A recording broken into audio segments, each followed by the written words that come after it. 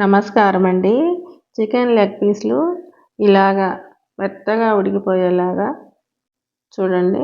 ఈ విధంగా మెత్తగా ఉడికిపోయేలాగా కారంతో పని లేకుండా ఎలా చేసుకోవాలో, దీనికి ఏమేమి కావాలో మొత్తము వివరంగా చూద్దాం. ఇప్పుడు ముందుగా చికెన్ లెగ్ పీస్లు 4 తీసుకొని వీటిని శుభ్రంగా కడుక్కోవాలి. ఈ విధంగా కడిగి తీసుకున్న వాటిని చాకు తీసుకొని ఘాట్లు పెట్టుకోవాలి.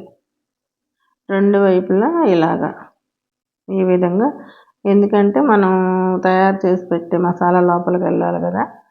ఇదే విధంగా 4 పెట్టుకోవాలి. ఇలాగనమాట మసాలా మొత్తం లోపల పట్టేదానికోసం ఇలా రెండు వైపులా పెట్టుకోవాలి ఘాట్లు. ఈ విధంగా పెట్టుకున్న వాటిని పక్కన పెట్టుకుందాం. ఇప్పుడు మిక్సీ జార్ తీసుకొని దానిలో 4-5 పచ్చిమిరపకాయలు, కొంచెము కరివేపాకు, వెల్లుల్లి, అల్లము, ఇలా వీటిని ముందుగా కొంచెం ఈ విధంగా మెదిగేలాగా పట్టుకోవాలి. ఇప్పుడు 1 స్పూన్ సాల్ట్ వేసుకొని మళ్ళీ బాగా మెత్తగా పట్టుకోవాలి. ఈ విధంగా అనమాట. ఇంత మెత్తగా ఉండాలి, బాగా మెత్తగా పేస్ట్ లాగా ఉండాలన్నమాట.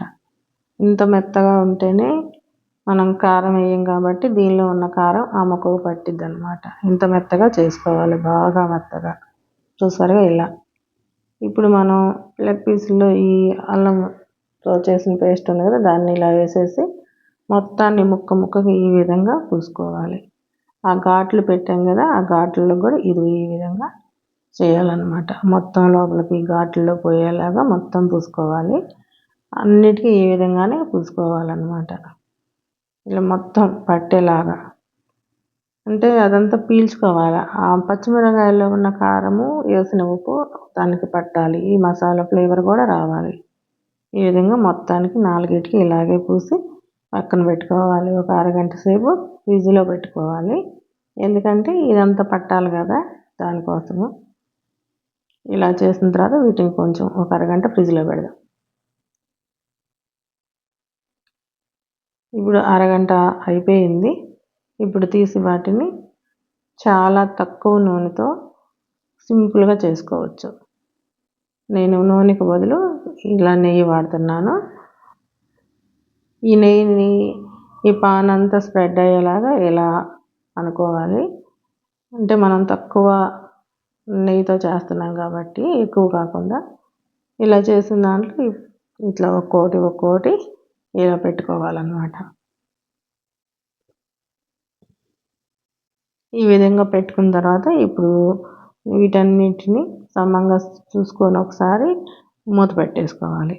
ఎందుకంటే ఇది ఎక్కువ మూత పెట్టే ఉడికించాలి. ఉడుకుతూ ఉంటుంది, వేగుతూ ఉంటుంది. నీళ్ళు వేయం కాబట్టి వేగుతూ ఉంటుంది. మూత పెడితే ఆవిరికి ఉడుకుతూ ఉంటుంది. మధ్య మధ్యలో ఇలా తీసి చూసుకుంటూ ఉండాలి. ఉడుకు పట్టింది కదా, చూడండి ఎలా వచ్చిందో. ఇప్పుడు అలా ఉడుకుతూ ఇలా వేగుతూ ఉంటే లోపల నుంచి ఎముక ఉంటుంది కదా, ఆ ఎముక దాకా మెత్తగా ఉడికిపోతుంది అన్నమాట. ఈ విధంగా రెండు వైపులా తిప్పుకోవాలి. ఇలా అటు ఇటు తిప్పుకుంటూ ఉండాలి. ఇందాక ఫస్ట్ మనం పెట్టిన దానికి ఇప్పటికీ చూసారు కదా, అదేమైనా సరే మనం పెట్టిన అల్లం వెల్లుల్లి పేస్ట్ ఎక్కువ అనిపించట్లేదు. ఈ విధంగా మళ్ళీ ఒకసారి మూత పెట్టుకొని మళ్ళీ కొంచెం సేపు ఆగి మళ్ళీ తీసి చూసుకోవాలన్నమాట ఒకసారి. ఇలాగే ప్రతిసారి మూత పెట్టి ఉడికిస్తూ ఉండాలి. చూసారా, మళ్ళీ మూత తీసిన తర్వాత పరిస్థితి రెండోసారి ఇలాగే అనమాట. ఇది మొత్తం ఈ పేస్ట్ అంతా గట్టిగా అయిపోయి అల్లం వెల్లుల్లి పేస్ట్లో నీరంతా లాగేసే వరకు ఇలాగే చేయాలి. దానిలో ఏదైతే అది చెమ్ము ఉందో తడి, ఆ చెమ్మంతా లాగేసేయాలన్నమాట. మళ్ళీ ఒకసారి మూత పెట్టుకుందాము. ఇలా మూత పెట్టుకొని మళ్ళీ తీసిన తర్వాత ఈ విధంగా వచ్చింది చూడండి. కొంచెం ఎర్రగా వచ్చింది కదా, ఇలాగ అటువైపు ఇటువైపు ఎర్రగా వచ్చేలాగా చూసుకొని మనం వేపుకోవాలన్నమాట వీటిని.